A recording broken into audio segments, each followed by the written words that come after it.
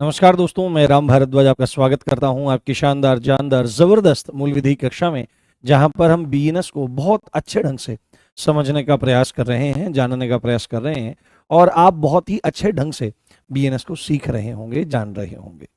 आपका स्वागत है, आपका वंदन है, आपका अभिनंदन है। कल हमने सेक्शन 224 तक समझ लिया था और आज हम जितनी भी परिभाषाएं हैं उन सबको आज पूरी तरह से समाप्त करेंगे और पूरा मैं मतलब इस चीज़ के लिए ट्राई करूंगा और नेक्स्ट चैप्टर की तरफ, नेक्स्ट सेक्शन की तरफ हम लोग मूव कर जाएंगे। एक ये आप इसको ये मत मानिए कि अभी सेक्शन 2 ही चल रहा है।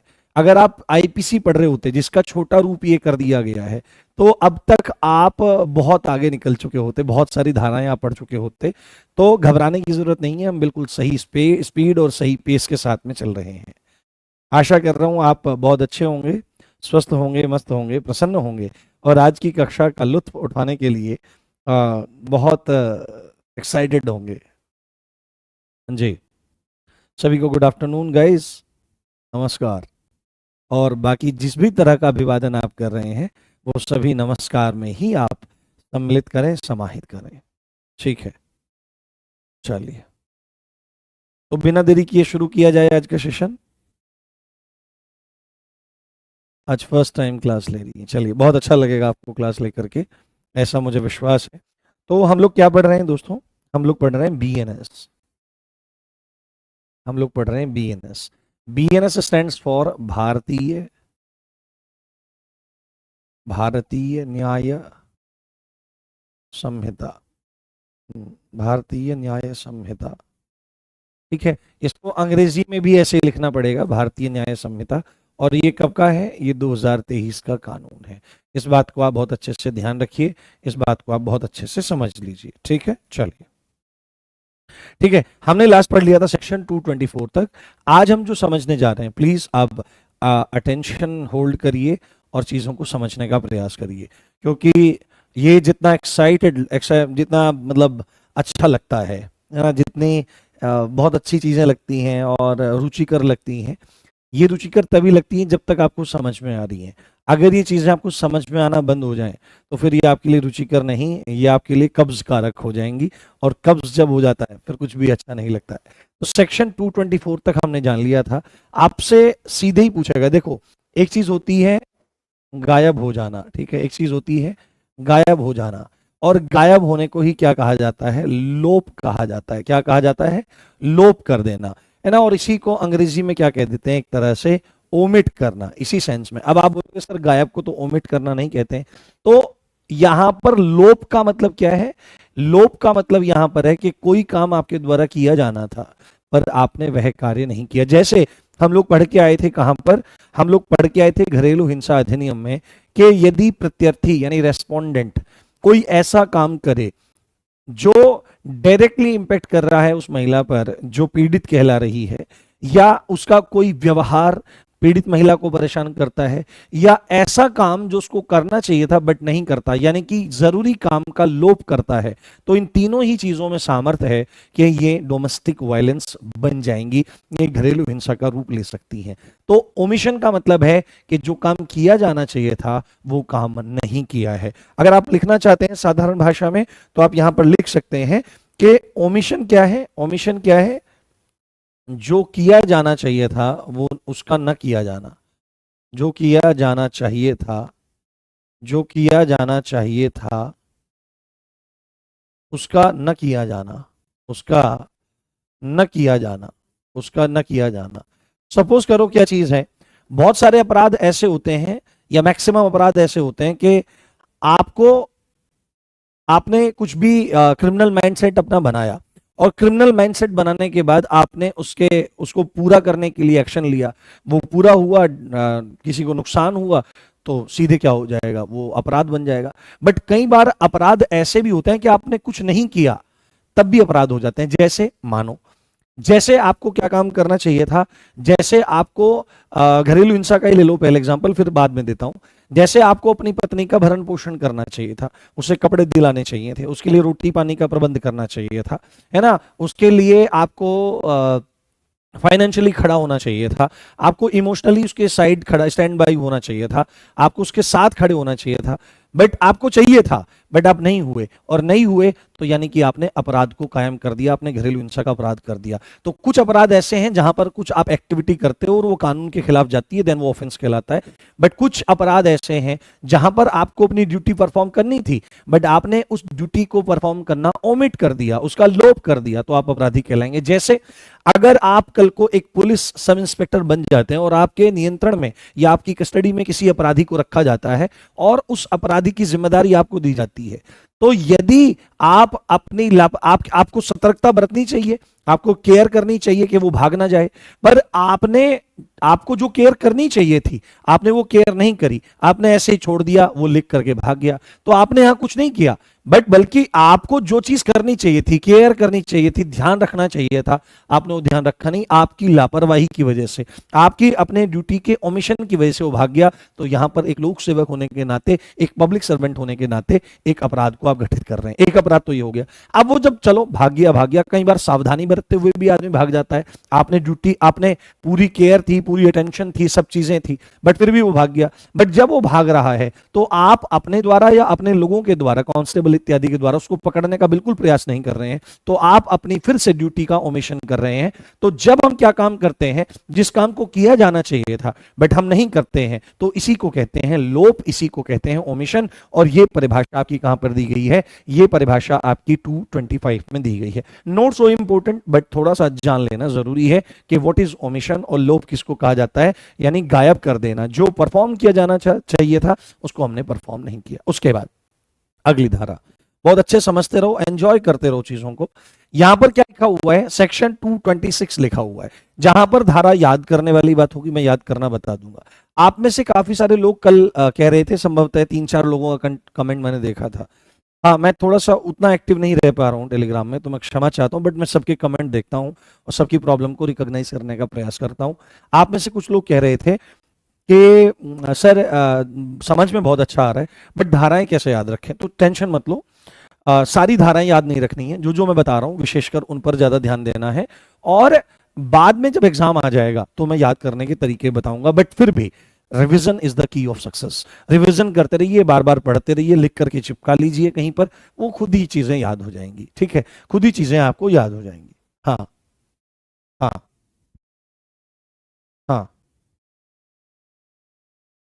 हाँ, ठीक है, चलिए, ठीक है। तो यहां पर देखो, यहां पर ही क्या बोल रहा है? व्यक्ति यानी पर्सन के अंतर्गत, यानी व्यक्ति की परिभाषा यहां पर दी जा रही है, पर्सन की परिभाषा दी जा रही है। जहां कहीं भी यह लिखा जाएगा कि यदि कोई व्यक्ति यह अपराध करता है तो उसको यह सजा दी जाएगी, यही सामान्य भाषा लिखी जाएगी तो कानून में आगे। अब सपोज करो वहां पर व्यक्ति अगर लिखा हुआ है तो व्यक्ति में कौन हो सकता है? व्यक्ति के अंतर्गत कोई नर भी हो सकता है, यानी मेल भी हो सकता है, और कोई नारी भी हो सकती है। ये बात आपको जाननी चाहिए। तो सपोज करो कि वहां पर लिखा है कि व्यक्ति, तो अगर कोई, मान लिया कोई कहने लगे औरत ने मर्डर कर दिया, किसी महिला ने मर्डर कर दिया, और मर्डर करने के बाद कोर्ट कहने लगे कि तुमको हम फांसी पे चढ़ाएंगे, आजीवन कारावास देंगे, वो तुरंत एकदम से बोलना शुरू करेगी महिला कि सर कानून में तो व्यक्ति लिखा हुआ है और मैं तो व्यक्ति में नहीं हूं, व्यक्ति शब्द तो पुल्लिंग है और मैं तो स्त्रीलिंग हूं, तो सर ये तो कहेगा नहीं, ज्यादा नेता नहीं बना है, हमने 226 में बात लिख दी है कि व्यक्ति के अंतर्गत मेल और फीमेल दोनों हैं। अब ये बात तो वो तो चुप हो गई कि ठीक है, मेरे को जेल में भेजना पड़ेगा।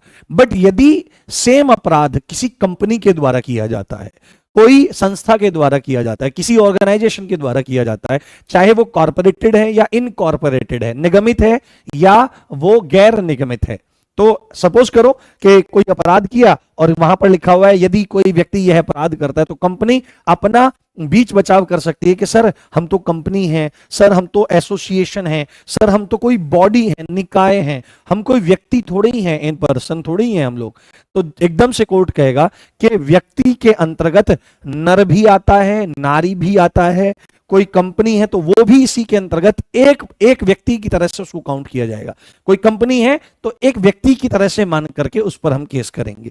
कोई एसोसिएशन है, एसोसिएशन क्या होते हैं, संघ होते हैं, है ना, अलग अलग एसोसिएशंस होती हैं। तो एसोसिएशन के द्वारा होता है, तो एसोसिएशन को एक व्यक्ति की तरह से मान करके उसके साथ डील किया जाएगा। कोई बॉडी है, चाहे वो कॉर्पोरेटेड है, निगमित है, कॉर्पोरेट होता है ना, कॉर्पोरेट सेक्टर होता है, बड़ी बड़ी एमएनसीज होती हैं, कंपनीज होती हैं, या वो इनकॉर्पोरेटेड है, गैर निगमित है, उसको कंट्रोल नहीं कर रहा है कोई भी, वो चल रही है अपना आप ही, तो इनको एक व्यक्ति की तरह से मान करके ट्रीट किया जाएगा। ये बात आपसे बोली जा रही है। तो व्यक्ति के अंतर्गत नर नारी, कोई कंपनी, कोई एसोसिएशन, कोई बॉडी, चाहे वो कॉर्पोरेटेड हो या इनकॉर्पोरेटेड हो, सब कुछ काउंट आता है। अगर कहीं पर व्यक्ति लिखा है तो कोई अपनी जान वहां से नहीं बचा सकता। ये बात का स्पष्टीकरण, क्लैरिफिकेशन वहां पे कर दिया गया है। परिभाषाओं में हम लोग क्या कर रहे हैं, परिभाषाओं में हम उन शब्दों का एक्सप्लेनेशन देख रहे हैं जो आगे आने वाले सेक्शंस में देखने के लिए मिलेगा। कोई बच के ना चला जाए, तो उसके लिए हम यहां पर चीजों को खोल खोल करके समझ रहे हैं। समझ में आई बात? हाँ, ठीक है, चलिए आगे देखो। उसके बाद the most most most most most important section, भाई भूलना मत please, most most most most most important section है। रट लो, रट लो, पूछेगा। अगर सही इंसान हुआ तो पूछेगा, बिल्कुल पूछेगा। पब्लिक सर्वेंट की परिभाषा, ठीक है, पब्लिक सर्वेंट की परिभाषा क्या पूछेगा? जी रवि, बहुत बढ़िया, पढ़ते रहिए, है ना। सेक्शन 220, जहां पर मैं ऐसे लिखता हूं ना मोस्ट इंपोर्टेंट इंपोर्टेंट वगैरह, उनको विशेष ध्यान रखें, उन्हीं को सबसे ज्यादा याद करने का आप लोग प्रयास करें, ठीक है। तो पब्लिक सर्वेंट की परिभाषा, इससे पहले हमने पब्लिक सर्वेंट की परिभाषा कहां पर पढ़ी थी? भ्रष्टाचार निवारण अधिनियम में हमने पढ़ी थी। कहां पढ़ी थी? भ्रष्टाचार निवारण अधिनियम, है ना, भ्रष्टाचार निवारण अधिनियम में हमने परिभाषा पढ़ी थी और बहुत अच्छे से वहां पर चीजों को समझा था। बट मैंने आपको बताया था कि और भी ज्यादा गहराई से समझेंगे बीएनएस में कि पब्लिक सर्वेंट कौन है। तो सीधे ही पहले तो सीधे ही ऐसे ही पूछेगा सबसे पहले तो कि भाई पब्लिक सर्वेंट की परिभाषा कौन से सेक्शन में दी गई है, तो आपको बोलना पड़ेगा पब्लिक सर्वेंट की परिभाषा बीएनएस के सेक्शन 228 में हाँ दी गई है।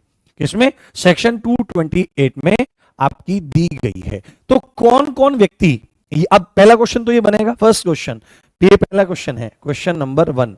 थोड़ा देखते रहिए, थोड़ा समझते रहिए कि पब्लिक सर्वेंट की परिभाषा, लोक सेवक की परिभाषा किसमें दी गई है? भ्रष्टाचार निवारण अधिनियम में क्या थी कि वह व्यक्ति जो पब्लिक ड्यूटीज को परफॉर्म करने के लिए सरकार से कोई कमीशन लेता है, तनख्वाह लेता है, रुपए लेता है, उसको क्या बोला जाता है? उसको पब्लिक सर्वेंट बोला जाता है। ये सामान्य सी परिभाषा है, ये यहां पर भी आपकी आएगी। परंतु यहां पर एक बात विशिष्ट रूप से बताई जा रही है कि कौन कौन लोग पब्लिक सर्वेंट कहलाते हैं। इस बात को बहुत अच्छे समझना है। तो जितनी भी हमारी आर्मड फोर्सेस हैं, चाहे वह आर्मी है या वह नेवी है या वो एयरफोर्स है, इसके कमीशन्ड ऑफिसर्स, देखो आर्मी, नेवी एंड एयरफोर्स में लोग कमीशन्ड होते हैं। उनको कमीशन कौन करते हैं? इन प्रेसिडेंट ऑफ इंडिया कमीशन करते हैं ना। बहुत मतलब आप में से अगर कोई अभी एलिजिबल है तो please prepare for CDS, please prepare for CDS, combined defence services, है ना। और एकदम शानदार लाइफ, है ना। थोड़ा सा दुनियादारी से थोड़ा दूर रहना चाहते हैं, एक बहुत ही डिसिप्लिन लाइफ जीना चाहते हैं, एक अलग ही लेवल की लाइफ को अगर आप एंजॉय करना चाहते हैं तो you must join Indian arm forces, है ना। अगर आप आर्मी में सेलेक्ट होते हैं, आर्मी में कमीशन होते हैं, तो आप लेफ्टिनेंट बनते हैं स्टार्टिंग में, ठीक है, बहुत बड़ी बात है। Then lieutenant, then captain, then major, then lieutenant colonel, then brigadier, then major general, then lieutenant general, then general तक चली जाती हैं। जनरल तक तो स्पेशली एनडीए के जो कैडेट्स होते हैं, जेंटलमैन कैडेट्स होते हैं, वो आपके आते हैं। हाँ हाँ, अतुल सिंह, कोई बात नहीं अतुल, थोड़ा ध्यान रखिए, थोड़ा पढ़ने का प्रयास करते रहिए, बताऊंगा मैं ना जो कैसे आप टाइम निकाल सकते हो। तो इसमें क्या होता है, देखो इसमें क्या होता है, आपके आर्मी में एक तो कमीशन्ड ऑफिसर्स होते हैं, एक इसमें जेसीओज होते हैं, जूनियर कमीशन्ड ऑफिसर्स होते हैं, एक एनसीओज होते हैं, नॉन कमीशन्ड ऑफिसर्स होते हैं। आर्मी में अगर आप देखो तो सबसे पहले आपका भर्ती होता है सिपाही, सिपाही के बाद एक पट्टी आ जाती है वो लेंस नायक हो जाता है, दो पट्टी आ जाती है तो नायक हो जाता है, तीन पट्टी आ जाती है हवलदार हो जाता है। देन दो अचीवमेंट्स होते हैं वहां पे, आपका सीएचएम होता है और बीएचएम होता है ना, कंपनी हवलदार मेजर होता है। देन आपका बटालियन हवलदार मेजर होता है, इस तरह से एक अपॉइंटमेंट है। उसके बाद जैसे आपका एएसआई होता है, असिस्टेंट सब इंस्पेक्टर, उस तरह से एक स्टार आ जाता है और चिंदी लग जाती है ना। आपने जैसे देखा होगा एक पट्टी रहती है रेड एंड ब्लू पुलिस में, ऐसे आर्मी में भी एक पट्टी रहती है, उसको चिंदी बोला जाता है। तो एक पट्टी लग जाती है देन नायब सूबेदार हो जाता है, एक स्टार लग जाता है नायब सूबेदार, 2 स्टार लग जाते हैं तो सूबेदार हो जाता है, और अगर एक अशोका लग जाता है विद चिंदी तो सूबेदार मेजर हो जाता है। ये जो आपका नायब सूबेदार, सूबेदार और सूबेदार मेजर है, ये आपका जूनियर कमीशन ऑफिसर होता है। और इसके नीचे जो है नायक और लेंस नायक वगैरह जो है ये एनसीओज होते हैं आपके, ये एनसीओज होते हैं। और उसके बाद पहले आर्मी में जो रिकमेंडेशन होता था वो सेकंड लेफ्टिनेंट के तौर पर होता था, बट अभी बहुत समय से लेफ्टिनेंट के तौर पर होता है। तो लेफ्टिनेंट से ऊपर है ना, इधर आपका देखो तो फ्लाइंग ऑफिसर, और उधर देखो तो आपका जो है ना नेवी में आपका, नेवी में क्या क्या पोस्ट होती है सबसे छोटी, मुझे विस्मृत हो रहा है, सबसे छोटी जो पोस्ट होती है शायद कुछ ऐसे ही होता है, दिमाग से निकल है, वहां पे भी लेफ्टिनेंट जैसा एक सर्वेंट आपके कहलाते हैं। साथ में न्यायालय यानी कोर्ट और लोक सेवा की सहायता करने वाला व्यक्ति है ना, वो भी क्या होता है आपका, वो भी आपका क्या कहलाता है, पब्लिक सर्वेंट कहलाता है। जो आदमी कोर्ट की हेल्प कर रहा है या वह पब्लिक सर्वेंट की हेल्प कर रहा है, सहायता करने के लिए विधिक रूप से वो बाध्य है या वो हेल्प कर रहा है, तो वो भी उस टाइम पे पब्लिक सर्वेंट है। क्या होता है? हाँ, नहीं एडमिरल नहीं होता है भाई, सब लेफ्टिनेंट होता है। हाँ बिल्कुल, सब लेफ्टिनेंट नहीं, सेलर नहीं होता है। सेलर तो सबसे छोटी पोस्ट होती है ऑफिसर्स में, सबसे छोटी पोस्ट होती है सब लेफ्टिनेंट। हाँ मैं बोल रहा था सब लेफ्टिनेंट होता है, बिल्कुल ठीक है। तो न्यायालय या लोक सेवा की सहायता करने वाला व्यक्ति, साथ में पंचायत का यदि कोई सदस्य है तो वो भी आपका लोक सेवक कहलाता है। इस चीज को आपको ध्यान रखना चाहिए, ठीक है। तो ये आपके पब्लिक सर्वेंट होते हैं। साथ में अगर कोई व्यक्ति आर्बिट्रेटर है, आर्बिट्रेटर मींस बिचौलिया है ना, मध्यस्थता करने वाला बिचौलिया। जब तुम दरोगा बन जाओगे तो तुम्हारा रिश्ता लेकर के जो व्यक्ति आएगा लड़की के माता पिता के साथ में, तो उसको बिचौलिया कहेंगे, उसी को मध्यस्थता करने वाला कहते हैं, उसी को आर्बिट्रेटर कहा जाता है। तो यहां पर उसकी बात नहीं हो रही है, जो तुम्हारा ब्याह कराएगा उसकी बात यहां पर नहीं हो रही है, उस बिचौलिया की बात नहीं हो रही है। बिचौलिया जो बीच बचाव करके सेटलमेंट करवाने का काम करता है।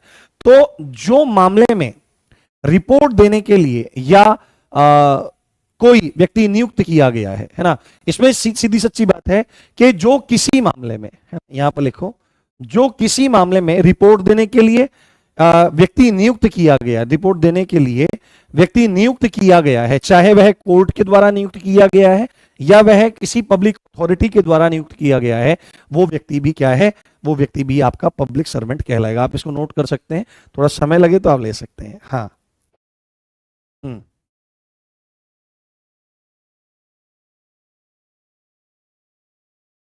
हम्म हाँ हम्म। नहीं नेटवर्क हमारा ओके है, कुछ हो रहा होगा, ऐप में हो रहा होगा कुछ, अभी ठीक हो जाएगा, कोई दिक्कत वाला। हम्म क्या दिक्कत आ रही है बताइए। हम्म आवाज ठीक है, वीडियो ठीक चल रही है, कोई दिक्कत नहीं है, मुझे बिल्कुल ठीक दिख रहा है। हम्म हाँ, क्लास में बच्चे इस तरह आते जाते हैं जैसे यहाँ पर कोई स्टेज शो चल रहा हो या स्टैंड अप कॉमेडी चल रही हो, फिर बच्चे बोलते हैं कि सिलेक्शन नहीं होता है। मैं आपको लिटरली बताऊं, जितनी संख्या शुरुआत में थी उसकी 1/4 हो चुकी है। हम्म, हाँ 1/4 उसकी, पुलिस वाला गुंडा बोल रहा है सब लेफ्टिनेंट, अरे ऐसे मत लिखो पुलिस वाला गुंडा, गुंडा शब्द थोड़ी है, आपको तो एक ऑफिसर बनना है, एक डेकोरेटेड ऑफिसर आपको बनना है, एक डिसिप्लिन ऑफिसर आपको बनना है जो लोगों की मदद करेगा। ये अपने लिए वर्ड्स यूज मत करिए।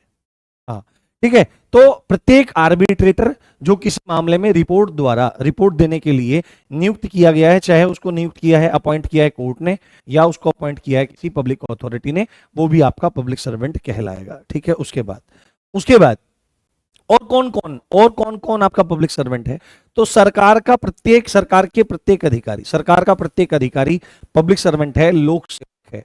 और विशेषकर कौन, तो अपराधों का निवारण करने वाला, जो भी कोई व्यक्ति अपराधों का निवारण कर रहा है, ठीक है, यानी कि प्रिवेंशन के, अपराधों को होने से रोक रहा है, जो अपराधों की सूचना देता है, अपराधियों को न्याय के लिए क्या करता है, उपस्थित करता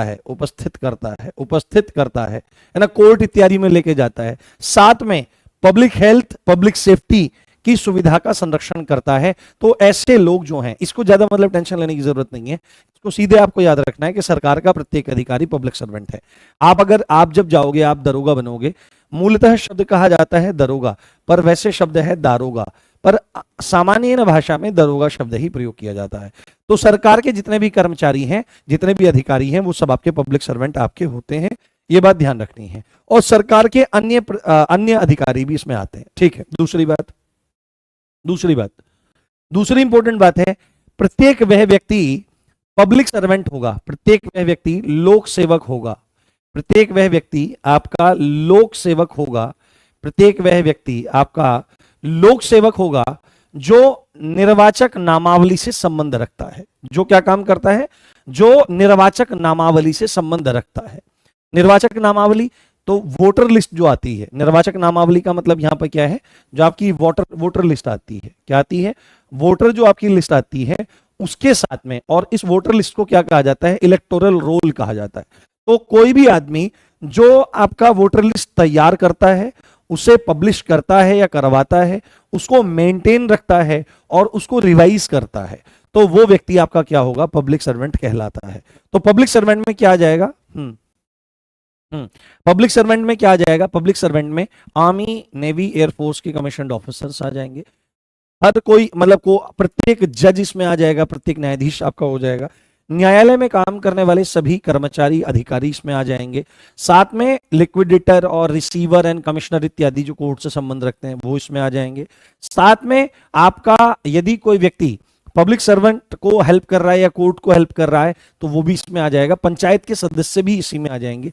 सरकार के वे अधिकारी जो अपराधों को नियंत्रित करते हैं, अपराधियों को पकड़ कर ले जाते हैं, उनकी सूचना देते हैं, पब्लिक हेल्थ और सेफ्टी वगैरह जो जितनी भी सुविधाएं हैं इनको रिजर्व रखते हैं, इनको मेंटेन करते हैं, ऐसे ऑफिसर्स जो हैं वो पब्लिक सर्वेंट हो जाएंगे। साथ में ऐसे लोग जो वोटर लिस्ट को रेडी करते हैं, तैयार करते हैं, उनको पब्लिश करते हैं, उनको मेंटेन रखते हैं और उनको रिवाइज करते रहते हैं, और साथ में चुनाव या चुनाव के किसी भाग को संचालित कराते हैं, है ना, उनको क्या कहा जाएगा? वो सब के सब आपके पब्लिक सर्वेंट कहलाते हैं। ये बहुत बड़ी बात है, ये चीज आप बहुत अच्छे से ध्यान रखें। हाँ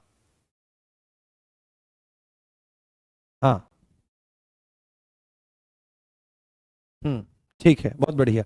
साथ में जो म्यूनिसिपल आपका कमिश्नर है, नगर पालिका आयुक्त जो है, म्यूनिसिपल कमिश्नर जो है, म्यूनिसिपल मतलब म्यूनिसिपैलिटी क्या होता है? आपका नगर पालिका, और उसका जो आयुक्त है, आयुक्त मतलब कमिश्नर जो है, वो भी आपका पब्लिक सर्वेंट होता है। ये बात आपको बहुत अच्छे से ध्यान रखनी है, बहुत अच्छे से समझनी है। हाँ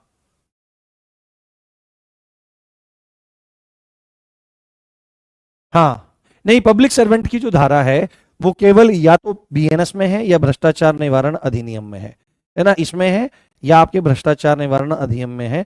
तो ज्यादा टेंशन लेने की जरूरत नहीं है। मैं आपको सीधे सीधे एक बात बताऊं, अगर धारा पूछी जाएगी लोक सेवक की तो बीएनएस में पूछी जाएगी। अगर वो भ्रष्टाचार निवारण अधिनियम से प्रश्न पूछेगा तो धारा का नंबर नहीं पूछेगा, सीधे वहां पर लेकर के जाएगा आगे। और लास्ट में आपका क्या आ जाएगा? प्रत्येक व्यक्ति जो लोक कर्तव्य करने के लिए सरकार से फीस लेता है, कमीशन के रूप में मेहनताना लेता है, सरकार की सेवा में है या सरकार से सैलरी लेता है, वो क्या है? वो पब्लिक सर्वेंट है। ठीक है, मूलतः सारी की सारी बात यह है, पब्लिक सर्वेंट कौन है? तो पब्लिक सर्वेंट वो है जो पब्लिक ड्यूटीज परफॉर्म करने के लिए सरकार से मेहनताना लेता है, कमीशन लेता है, सैलरी लेता है, सरकार की सर्विस में है, चाहे वो अधिकारी है, वो कर्मचारी है। He is public servant, she is public servant. अब कुछ चीजें आपसे एक्स्ट्रा पूछी जा सकती हैं, कुछ चीजें आपसे पूछी जा सकती हैं कि क्या एमएलए पब्लिक सर्वेंट है? क्या एमएलए पब्लिक सर्वेंट है? तो आप बोलोगे सर एमएलए जो होता है, जो आपका मेंबर ऑफ लेजिस्लेटिव असेंबली होता है, विधायक जो होता है, ये तो आपका एक तरह से सरकार ही बनाते हैं लोग, और सरकार बनाते हैं तो तनख्वाह भी लेते हैं सर, ये तो पब्लिक ड्यूटी भी परफॉर्म करते हैं, तो ये तो होना चाहिए। बट आपको एक बात ध्यान रखनी चाहिए, सारे पॉइंट्स इसके फेवर में जा रहे हैं, पर आपको एक बात ध्यान रखनी है, जो विधायक होता है, एमएलए जो होता है, उसको पब्लिक सर्वेंट नहीं माना है कानून ने। क्या माना है? विधायक को लोक सेवक नहीं माना है, ये पब्लिक सर्वेंट नहीं है, ये बात ध्यान रखनी है। जो सीएम साहब होते हैं, अब आप देखो सीएम के बारे में बोल सकते हैं कि सीएम भी तो सर मूलतः विधायक ही होता है, और वह जो बहुमत प्राप्त दल होता है उसका मुखिया होता है। तो सर सीएम भी नहीं होना चाहिए, बट ऐसा यहां पर पॉइंट है, यहां पर कोर्ट ने कहा है कि जो किसी भी स्टेट का चीफ मिनिस्टर होगा वो पब्लिक सर्वेंट माना जाएगा। वो क्या होगा? वो पब्लिक सर्वेंट होगा। कोई कोतवाल है या किसी थाने का अधिकारी है, वो आपका पब्लिक सर्वेंट माना जाएगा। और कोई भी अगर टीचर है, कौन है? कोई भी अध्यापक है, कोई भी टीचर है, तो अध्यापक भी आपका क्या माना जाएगा? अध्यापक भी पब्लिक सर्वेंट आपका माना जाएगा। तो एमएलए जो है वो पब्लिक सर्वेंट नहीं है, बट सीएम होता है। किसी भी कोतवाली का कोतवाल या थाने का थानाधिकारी। देखो, हाँ, एक एक चीज मैं आपको बताने का प्रयास करता हूं, एक चीज मैं समझाने का आपको प्रयास करता हूं। एक चीज होती है एसएचओ, है ना? एसएचओ का फुल फॉर्म क्या होता है? SHO stands for station house officer. Station house officer, station house officer इसको कहा जाता है। ये ध्यान रखना चाहिए आपको, हाँ, ये ध्यान आपको रखना चाहिए। और एसएचओ जो होता है, एसएचओ जो होता है, इसको किंग ऑफ सीआरपीसी कहा जाता है। क्या कहा जाता है? किंग ऑफ सीआरपीसी कहा जाता है। किंग ऑफ सीआरपीसी कहा जाता है। सीआरपीसी तो अभी बीएनएसएस हो गया है, यानी कि जो प्रक्रिया होती है ना, जो कानून में न्याय दिलाने की प्रक्रिया होती है, उस प्रक्रिया का ये किंग होता है। बहुत पावर होती है। और अमूमन क्या होता है, एसएचओ जो होता है वो 3 स्टार ही होता है, पर कहीं कहीं पर बहुत अच्छी अगर गुणवत्ता रहती है तो सब इंस्पेक्टर को भी एसएचओ बना दिया जाता है। आप भी एसएचओ हो सकते हो, बट कुछ साल के अनुभव के बाद। तो SHO stands for station house officer, जिसको किंग ऑफ सीआरपीसी बोला जाता है, जो अभी बीएनएसएस बोला जाता है। तो किंग ऑफ बीएनएसएस, हाँ हाँ हाँ हाँ। 2019 के पहले ये नहीं लागू होती थी जम्मू कश्मीर में। वहां पर आरपीसी चलती थी, रणवीर दंड संहिता, रणवीर पिनल कोड चलती थी, है ना? तब आईपीसी लागू नहीं होती थी। ठीक है, तो यहां तक क्लियर है? कोई दिक्कत तो नहीं है? एक बार बताइए मुझे, फिर हम लोग आगे चलते हैं। हम्म। हाँ, एमपीस के बारे में बात नहीं की गई है।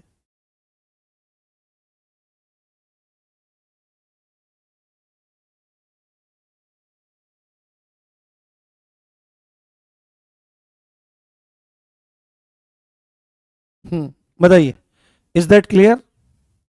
समझ में आ गई बात? यहां तक की स्थिति स्पष्ट है? कोई दिक्कत तो नहीं है? बताइए, फिर आगे बढ़ते हैं, आगे बढ़ते हैं। देखो, अब आपके वो पॉइंट्स आ गए हैं। हमने कल समझा था क्या? लोकल लॉ के बारे में पढ़ा था। आज हम स्पेशल लॉ के बारे में पढ़ेंगे, क्योंकि लोकल लॉ और स्पेशल लॉ पर जो बीएनएस है उसका इंपैक्ट नहीं है, और जो मार्शल लॉ है, जो आर्मर्ड फोर्सेस में चलता है, हाँ, उसमें भी नहीं है। हाँ हाँ, मनीषा बहुत देर से लिखती है। हाँ, मनीषा बहुत देर से लिख रही है कि सर, हाँ, कि मेरे बॉयफ्रेंड ने और ब्रेकअप कर लिया। जाने दो, उससे क्या फर्क पड़ता है? ज्यादा नहीं, प्रसन्न रहो बस, पढ़ाई पे ध्यान दो बेटे। मैं एक बार बताता हूँ, लोग तो आते हैं जाते हैं, और जो एक्चुअली में जाता है वो बहुत पहले जा चुका होता है, बहुत पहले जा चुका होता है वो। तो और देखो, कष्ट कब होता है? एक एक 30 सेकंड की बात बताता हूँ सभी को। किसी के जाने से, चले जाने से हमको कष्ट कब होता है? कब हमको दुख होता है? तो जब हमारी मोह और ममता उसमें होती है, तो तब हमको बहुत कष्ट उसमें होता है। ठीक है, अगर मोह ममता नहीं है, अब देखो, जैसे आप देखो, सपोज करो हमारे घर का कोई व्यक्ति है, और दादा हैं, दादी हैं, बड़े लोग हैं, और वो, उनकी आयु पूरी हुई और वो गुजर गए। जब वो गुजर जाते हैं तो हमको बड़ा कष्ट होता है। बट अगर वही सेम केस हमारे पड़ोसी को हो जाए, कि उसके दादा या दादी मर जाएं, तो हमको उतना कष्ट नहीं होता। क्यों नहीं होता? क्योंकि हमारी मोह और ममता नहीं है। तो मोह और ममता ही जो है वो दुख का कारण है। और एक्चुअली में यहाँ कुछ भी कोई नहीं पा पाया है, लगता है कि हम बहुत कुछ पा लेंगे, बट ऐसे लोग आते रहते हैं, जाते रहते हैं। तो ज़्यादा टेंशन नहीं लेना चाहिए, प्रसन्न रहना चाहिए। जो गया सो गया, पढ़ाई पे ध्यान दो, क्योंकि मूलतः तो खेल यहाँ का है। क्योंकि इस जीवन को जीने के लिए रोटी की ज़रूरत है, पैसे की ज़रूरत है, रोजगार की ज़रूरत है, सम्मान और प्रतिष्ठा की ज़रूरत है, जो इन काले अक्षरों के द्वारा, जो अभी रंग बिरंगे दिखाई दे रहे हैं, के द्वारा आराम से प्राप्त की जा सकती है। ठीक है, तो इन पे ध्यान दो। सेक्शन 230 जो बात करता है, धारा आप याद रखना चाहें तो रख लें, ये विशेष विधि की बात करता है, स्पेशल लॉ की बात करता है। किसकी? स्पेशल लॉ की बात करता है। किसकी? स्पेशल लॉ की बात करता है। तो ऐसा लॉ जो किसी विशिष्ट विषय, यानी कि पर्टिकुलर सब्जेक्ट को लागू करता है। ठीक है, एक लोकल लॉ था। लोकल लॉ जो भारत के किसी क्षेत्र में, किसी विशिष्ट भाग में किसी प्रॉब्लम को सॉर्ट आउट करने के लिए बनाया गया, जैसे parking law, water usage law, तरह तरह के लॉ आपके वहां पर हो सकते हैं। बट स्पेशल लॉ क्या है, तो किसी पर्टिकुलर सब्जेक्ट को लागू करने के लिए, किसी विशिष्ट विषय को लागू करने के लिए, जैसे अफीम है, तो अफीम एक पर्टिकुलर सब्जेक्ट है, अंग्रेजी में ओपियम कहते हैं, तो इसके संबंध में अगर हम कोई कानून बना दें, कोई एक्ट बना दें, तो स्पेशल एक्ट हो जाएगा। मवेशी अतिचार, मवेशी किसको कहते हैं, आपके कैटल को कहते हैं, और अतिचार मतलब ट्रेसपास, बहुत ज्यादा मवेशियों को इधर उधर लेके जाना, उधर उधर लेके जाना, तो कैटल ट्रेसपास पे हम बना सकते हैं कानून। जैसे जुआ, कोई जुआ खेल रहा है, गैम्बलिंग बहुत होती है अभी, ऑनलाइन गैम्बलिंग होती है, ड्रीम 11 पे टीम बनाओ और ये करो वो करो, और आप लोग इन लोगों को पूजते हो, एक्चुअली में या ये आपको और आपके देश को खा रहे हैं ये लोग। ठीक है, आपके रोल मॉडल हो सकते हैं, मेरे तो कभी नहीं रहे हैं। मेरे रोल मॉडल तो मेरे पापा हैं, जो सुबह ठीक 8 बजे या 9 बजे जब भी उनकी ड्यूटी का टाइम होता है, आज से मतलब इतने साल हो गए, 37-38 साल हो गए, अभी 2-3 साल में रिटायर हो जाएंगे, बिल्कुल बारिश हो, आंधी हो, तूफान हो, अपनी ड्यूटी पर पहुंच जाते हैं, ठीक टाइम तक ड्यूटी देते हैं। एक भी रुपया उन्होंने आज तक बेईमानी का नहीं कमाया। हमारी नसों में एक भी रुपया जो है वो बेईमानी का नहीं दौड़ रहा है, खून बन करके एकदम एक एक रुपया ईमानदारी का कमाया है। उनसे बड़ा रोल मॉडल मेरे लिए तो कोई नहीं है, और ना ही मैं उनसे ऊपर किसी को मानता हूँ इस दुनिया में। ठीक है, मेरे दादाजी थे जो उनसे ऊपर थे, अभी वो नहीं है, तो मेरे पिता ही मेरे लिए सब कुछ हैं। तो ऐसों को रोल मॉडल बनाओ। तो जुआ जो चल रहा है, ड्रीम 11 पे बनाओ और टीम बनाओ, ये बनाओ, इनको कहीं मिले तो चमाट मारा जाए खींच करके, तुम क्या कर रहे हो। ठीक है, तो ये बेवकूफ बनाते हैं और इमोशनली लोगों को कनेक्ट करते हैं। नाचने गाने वाले जो बहुत सारे लोग हैं, जो अपने आपको बहुत बड़ा सुपरस्टार समझते हैं, वो देश में युवाओं को भ्रमित करते रहते हैं। तो इन पे जैसे कानून बन जाए, तो जुए पे कानून बन जा रहा है, गैम्बलिंग, रेलवे का कोई है, आबकारी यानी एक्साइज है, जैसे SC/ST एक्ट है, तो ये स्पेशल लॉ है जो किसी स्पेशल क्या कर रहे हैं, किसी स्पेशल टॉपिक को या किसी स्पेशल सब्जेक्ट को डिफाइन करने का काम कर रहे हैं। ठीक है, इसी तरह से जैसे अफस्पा भी इसमें आ जाता है ना, AFSPA special armed forces special power act, ये है। तो आर्मड फोर्सेस को स्पेशल पावर देने के संबंध में एक्ट है। तो जो एक्ट किसी पर्टिकुलर टॉपिक पर डिस्कशन कर रहे हैं, उनको हम क्या बोल रहे हैं, स्पेशल लॉ बोल रहे हैं, और ये सेक्शन 230 के अंतर्गत आपका आता है। ठीक है, चलिए बहुत बढ़िया, आगे बढ़ते हैं। अब हमारा बहुत इंपॉर्टेंट, बहुत ध्यान से समझिए और बहुत ध्यान से समझने का प्रयास करिए। हमने दहेज प्रतिषेध अधिनियम पढ़ा था, डावरी प्रोहिबिशन एक्ट पढ़ा था, और डावरी प्रोहिबिशन एक्ट, हाँ हाँ ठीक है, dowry prohibition act, dowry prohibition act में हमने एक चीज देखी थी, वहां पर डावरी क्या चीज है, कोई संपत्ति या मूल्यवान प्रतिभूति विवाह के समय, विवाह के पहले, विवाह के बाद, डायरेक्टली या इनडायरेक्टली विवाह के एक पक्षकार द्वारा दूसरे पक्षकार को, या एक पक्ष के माता पिता द्वारा दूसरे पक्ष के माता पिता को, या एक पक्ष के किसी नातेदार द्वारा दूसरे पक्ष के नातेदार को दिया लिया जाता है, देने लेने का करार किया जाता है, तो ये सब क्या कहलाता है, ये सब डावरी के अंतर्गत आता है, ये सब दहेज के अंतर्गत आता है। ठीक है, ये बात थी। वहां पर शब्द आया था मूल्यवान प्रतिभूति, वैल्यूएबल एसेट, वैल्यूएबल सिक्योरिटी, वहां पर एक वर्ड आया था। तो यहां पर भी आपका यही वर्ड आया है, जहां पर भी मूल्यवान प्रतिभूति शब्द प्रयोग होगा तो उसका क्या मतलब होगा। तो मूल्यवान प्रतिभूति का मतलब मैंने आपको पहले ही बताया था कि मूल्यवान प्रतिभूति का मतलब कागजातों से है, दस्तावेजों से है, जो किसी तरह के अधिकारों से संबंधित है, राइट से संबंधित है। ठीक है,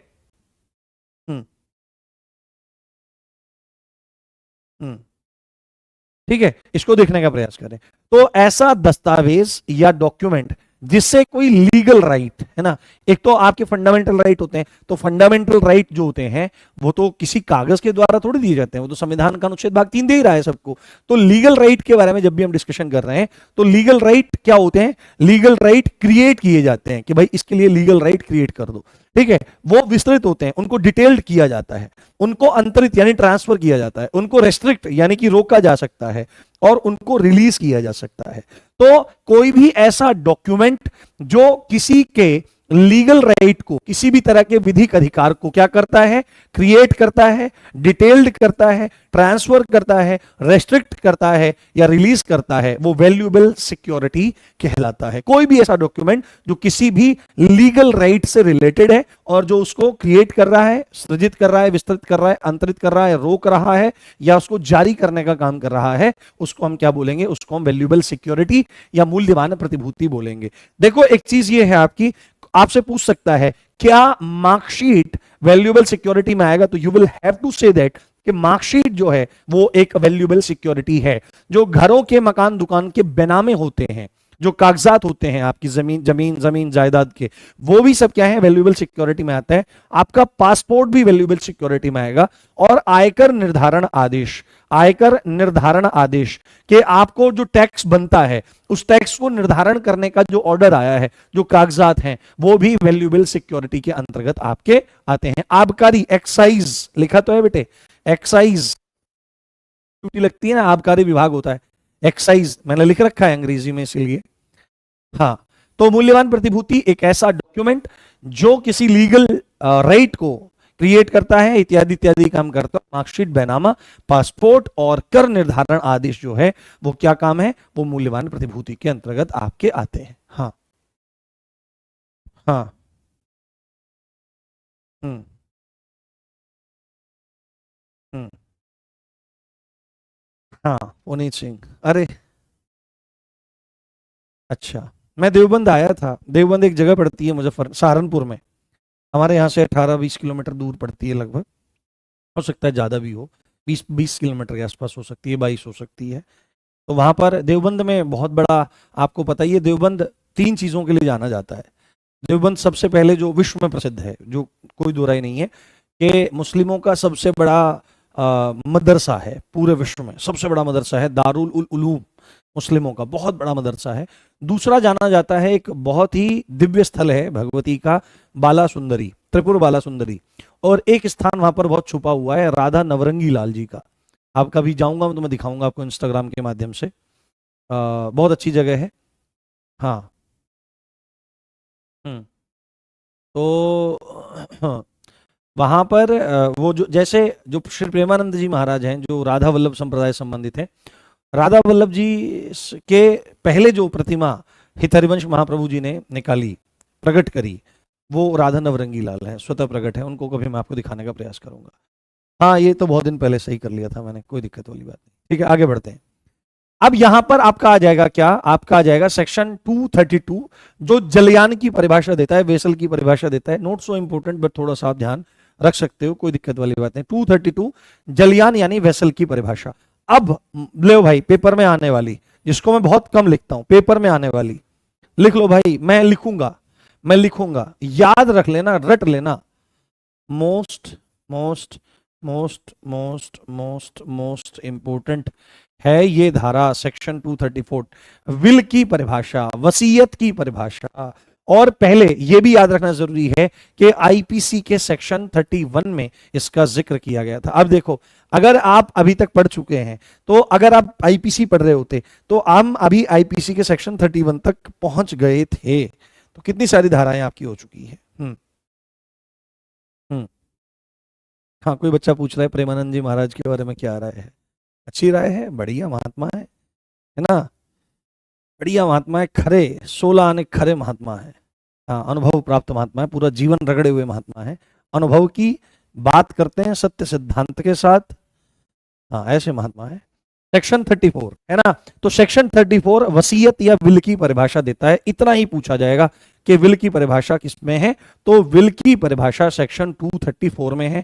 आईपीसी के सेक्शन 31 में इसका जिक्र किया गया था, ये बात आपको जाननी चाहिए। हाँ हाँ, समझ में आई बात। तो वसीयत की परिभाषा, और वसीयत का मतलब वसीयती दस्तावेज से है, जिसमें संपत्ति इत्यादि का बंटवारा किया जाता है। ठीक है, संपत्ति इत्यादि का, प्रॉपर्टी इत्यादि का बंटवारा किया जाता है, संपत्ति का बंटवारा किया जाता है, संपत्ति का बंटवारा इत्यादि किया जाता है। ठीक है, चलिए आगे बढ़ते हैं। अब सेक्शन 235 बात करता है, जैसे हमने पुरुष की बात करी थी, ऐसे ही हम बात कर रहे हैं, ऐसे ही हम बात कर रहे हैं। हाँ हाँ हाँ, ठीक है, जैसे हम पुरुष की बात करके आए थे, तो पुरुष में क्या था, किसी भी आयु का नर, तो ऐसे भी किसी भी आयु की नारी, यानी मानव नारी की बात होगी। जहां पर भी महिला के बारे में बात हो रही है, तो वहां पर फीमेल ह्यूमन बीइंग की बात हो रही है। That's all, not so important, but थोड़ा सा ध्यान रख लेना, आपके लिए जरूरी है। सेक्शन 235 बात करता है, ये याद नहीं करनी, जो मैं बता रहा हूं ना विशेष, जिस पर लिख रहा हूं मैं important, most important, most most most important type करके, तो उस तरह से। हाँ, उसके बाद हमारा आ जाता है, लो ये याद रखना जरूरी। हमने क्या देखा था, हमने रॉन्गफुल गेन और रॉन्गफुल लॉस देखे थे ना, wrongful gain and wrongful loss, ये देखा था। बेईमानी में क्या था, बेईमानी में आया था कि किसी का फायदा उठाना, है ना, किसी का फायदा उठाना, हाँ, किसी का फायदा उठाना, है ना, यानी किसी का रॉन्गफुल गेन उठाना या किसी को रॉन्गफुल लॉस देना, सदोष लाभ लेना या सदोष हानि पहुंचाना बेईमानी में आता है। ये सब चीजें हमने वहां पर देखी थी, ये बात सब हमने वहां पर समझी थी। एक मिनट, एक मिनट।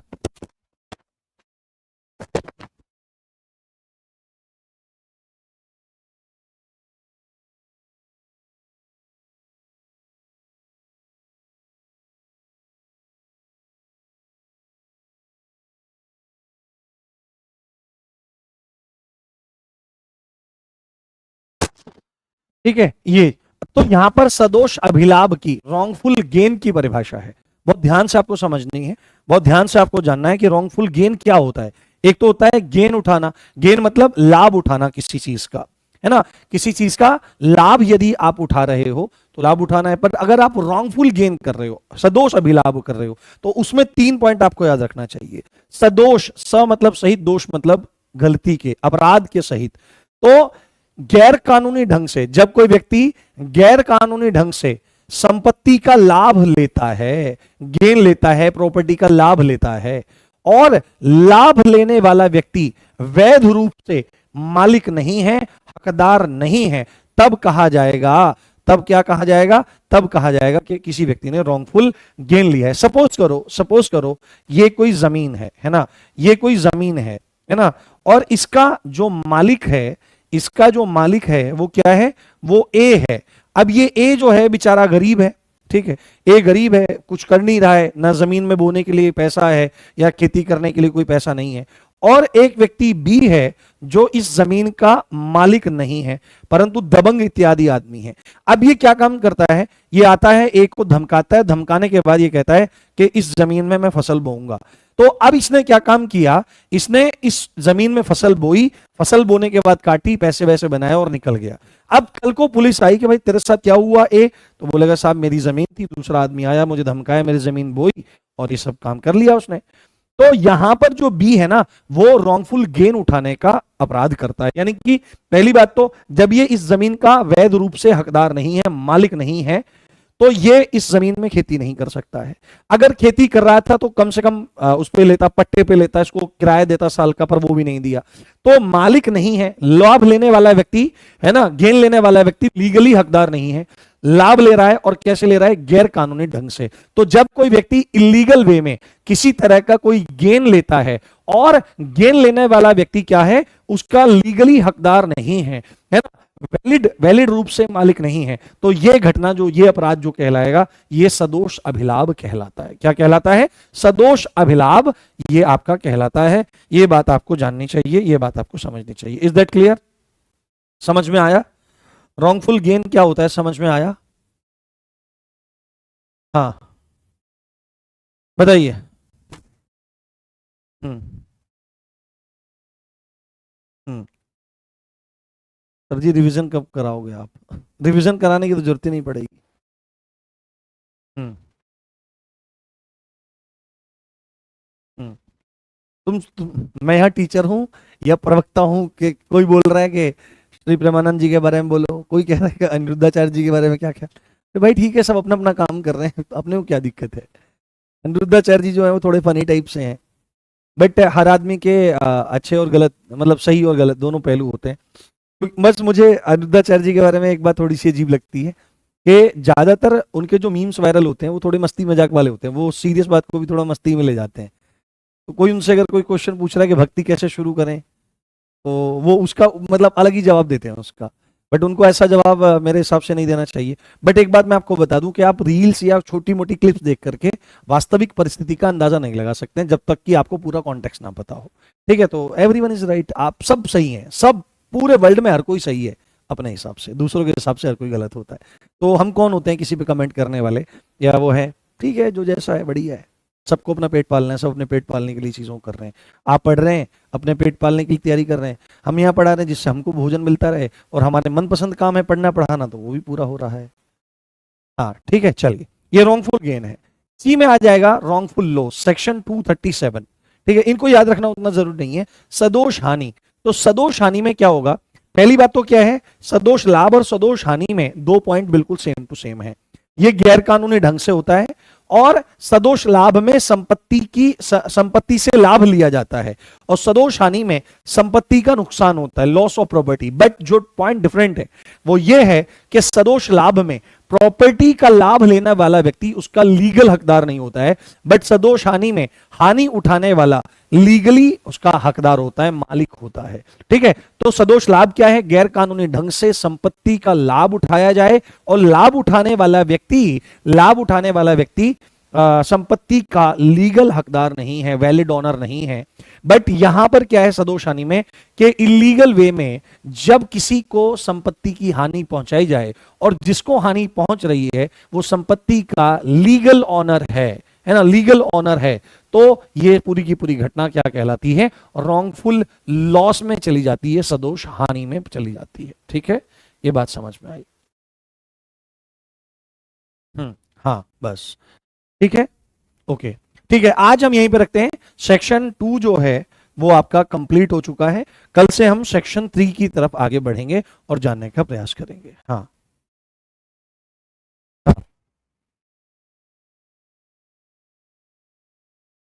केसेस कब कराओगे आप? कभी नहीं कराएंगे। हाँ, कभी नहीं कराएंगे, धैर्य रखिए, सब करा देंगे। हम्म, इतने सारे सेक्शन, सेक्शन याद कहाँ रखने हैं, सेक्शन याद कहाँ रखने हैं, ये अंदर की चीजें याद रखनी है जहां पे सेक्शन याद करने, ये पूरी हो गई हैं परिभाषाएं। ठीक है, समझ में आ रहा है? ये बताओ सर, एग्जाम क्रैक स्ट्रेटजी बस पढ़िए, समझिए और चलिए आगे। लाइफ इतनी मुश्किल भी नहीं है जितनी बना के रखते हो, स्ट्रेटजी स्ट्रेटजी स्ट्रेटजी, ऐसा नहीं है। हाँ, हाँ, नहीं देखो, मैं इस तरह की विचारधारा का व्यक्ति हूं, मैं कभी किसी को गलत नहीं बोलता हूं, है ना। कोई अभी देखो, वो ये अनिरुद्धाचार्य जी का और उनका केस हुआ था, अखिलेश यादव जी का, दोनों अपनी अपनी जगह सही हैं भाई। ठीक है, अब देखो, हम जिस तरफ होते हैं, हम जिस तरफ होते हैं, हम जिस तरफ होते हैं, हमको अपनी साइड का आदमी अच्छा लगता है। सपोज करो आपकी फैमिली की और किसी और की, आपके पड़ोसी की राड़ हो जाए, तो चाहे गलती आपकी फैमिली की हो, आप अपनी गलती कभी एक्सेप्ट नहीं करोगे, और दूसरे वाला अपनी गलती कभी एक्सेप्ट नहीं करेगा। अगर ये चीजें हो जाएं तो कोर्ट कचहरी की जरूरत ना पड़े, क्योंकि अखिलेश यादव जी जो हैं, उनकी अपनी पार्टी के कुछ रूल्स हैं, प्रिंसिपल्स हैं, अपनी विचारधारा है, वो अपनी विचारधारा के हिसाब से चलते हैं, क्योंकि उनको फायदा उसी हिसाब से होता है, वो अपना लाइवलीहुड उसी हिसाब से जीते हैं, उनकी पार्टी के जितने सदस्य हैं वो लाइवलीहुड अपने हिसाब से जीते हैं, और अनिरुद्धाचार्य जी अपने हिसाब से जीते हैं। बट हाँ, फैक्ट में कहीं गड़बड़ हो सकती है, हो सकता है अखिलेश यादव जी द्वारा फैक्ट में कुछ गड़बड़ हो गई हो, या अनिरुद्धाचार्य जी द्वारा फैक्ट में कोई गड़बड़ हो गई हो, बट अपने अपने विचारधारा पे दोनों ही सही